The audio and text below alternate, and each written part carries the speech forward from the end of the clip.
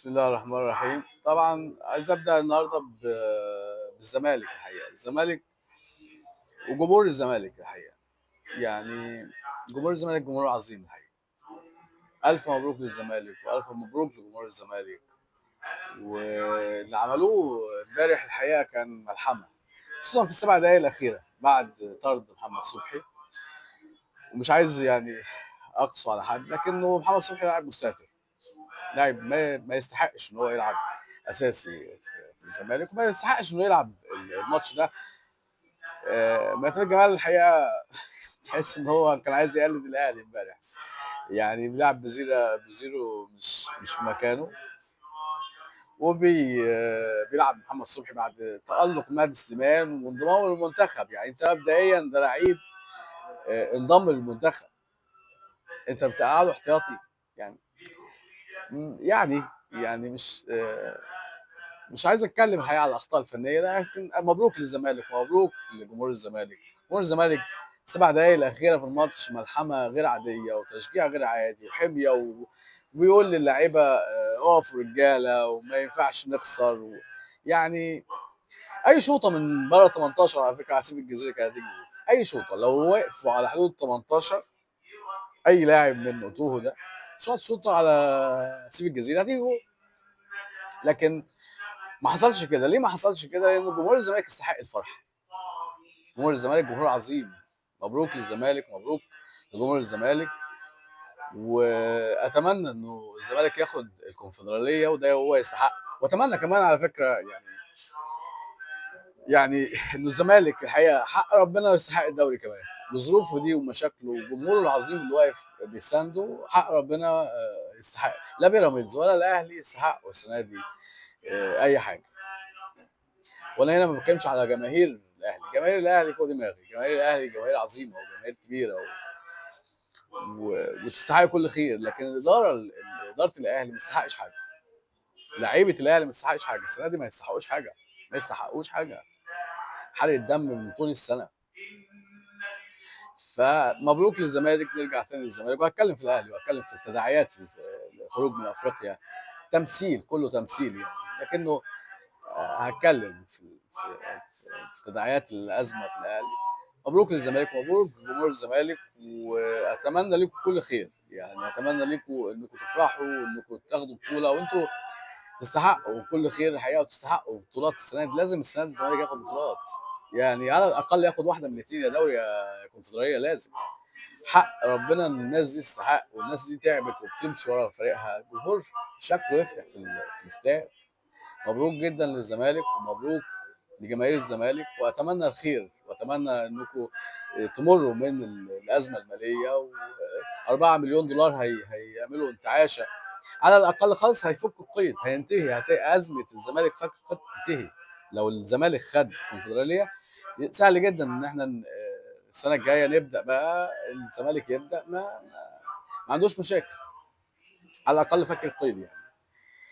الاهلي وخروجه من افريقيا، الاهلي مجلس اداره الاهلي الحقيقه بيمثل، واللي لسه عايز يكمل في مسلسل الاكاذيب. مسلسل الاكاذيب مش هينتهي.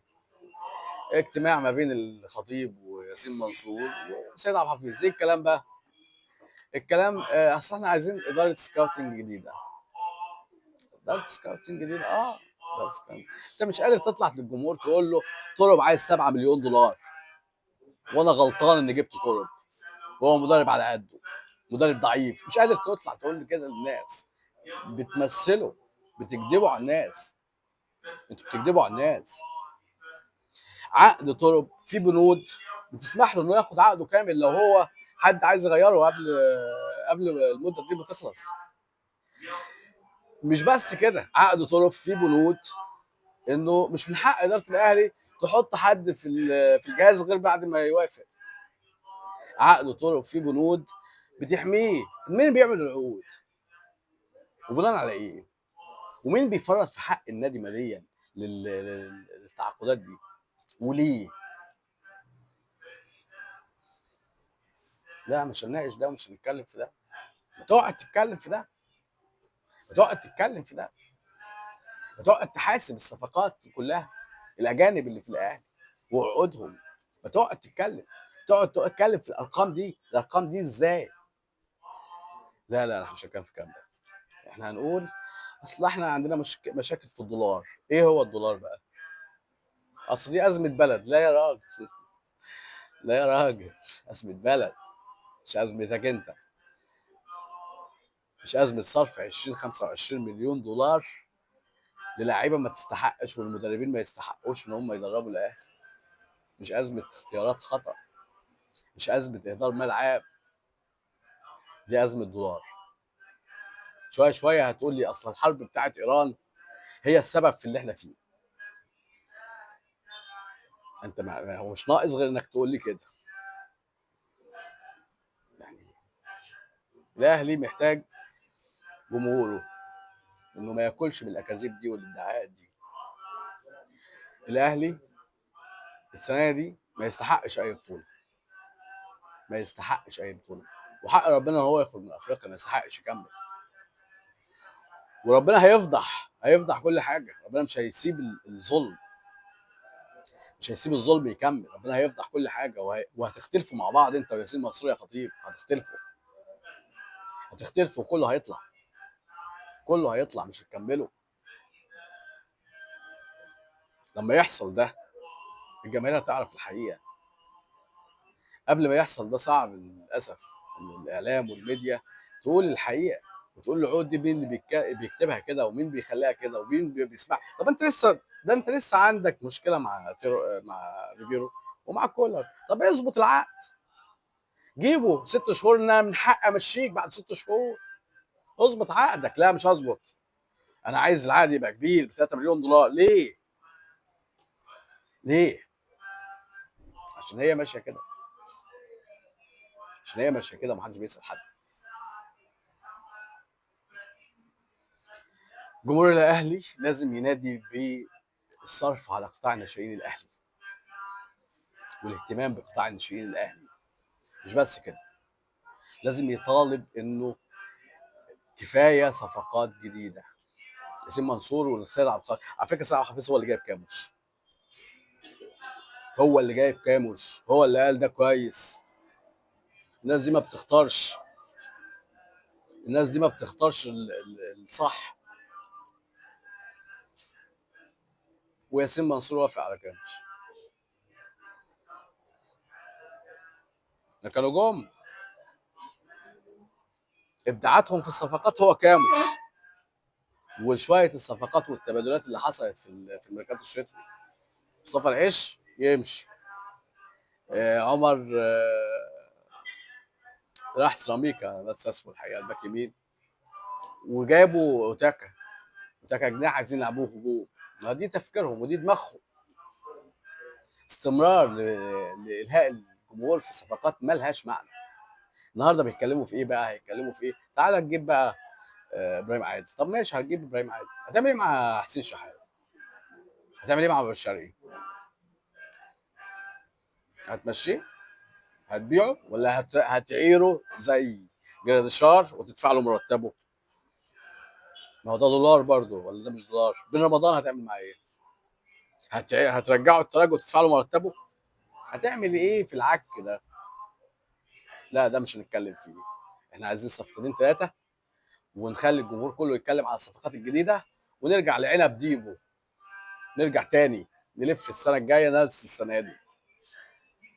شوف حسام عبد المجيد وشوف فتوح، هو حاجه تخلي الميديا بتاعتك تتكلم وتقعد تصبر الجمهور وتطلع لسانها لجمهور الزمالك. ايه رايك في الافكار دي؟ ما دي افكاركم. جمهور الاهلي لازم يطالب بقطاع ناشئين قوي. عايزين قطاع ناشئين، مش عايزين ندفع فلوس. على فكره دي فلوسنا كلنا، فلوس البلد كلها، فلوس مصر دي. ده مال عام، ده مال الدوله. احنا عايزين شباب جديده، عايزين ولادنا، احنا عايزين ولادنا، عايزين يبقى في فرص لاولادنا وشبابنا. اللي عنده موهبه ما ييأسش من نفسه ومن بلده ويسافر بره. مين اللي طلع المواهب في كره القدم ما كانش الاهلي والزمالك والانديه المصريه؟ مين؟ ليه نسيب شبابنا واولادنا ييأسوا من الفساد؟ نقعد نكايد في بعض على السوشيال ميديا. جمهور الاهلي لازم ياخد موقف من اداره الاهلي ويطالبوا بقطاع ناشئين قوي. عايزين قطاع ناشئين قوي، والزمالك نفس الحكايه. عايزين قطاع ناشئين قوي، عايزين كوره، مش عايزين الهاء، مش عايزين كذب، مش عايزين تزييف، عايزين حق. كفايه بقى. انا اسف لو كنت فعلت، لكن انا بتمنى انه يتصلح الحال، يتصلح الحال. ان شاء الله خير، ان شاء الله بكره احسن، ان شاء الله الكره المصريه تبقى بخير وبكره يبقى احسن ان شاء الله. شكرا جدا لكم.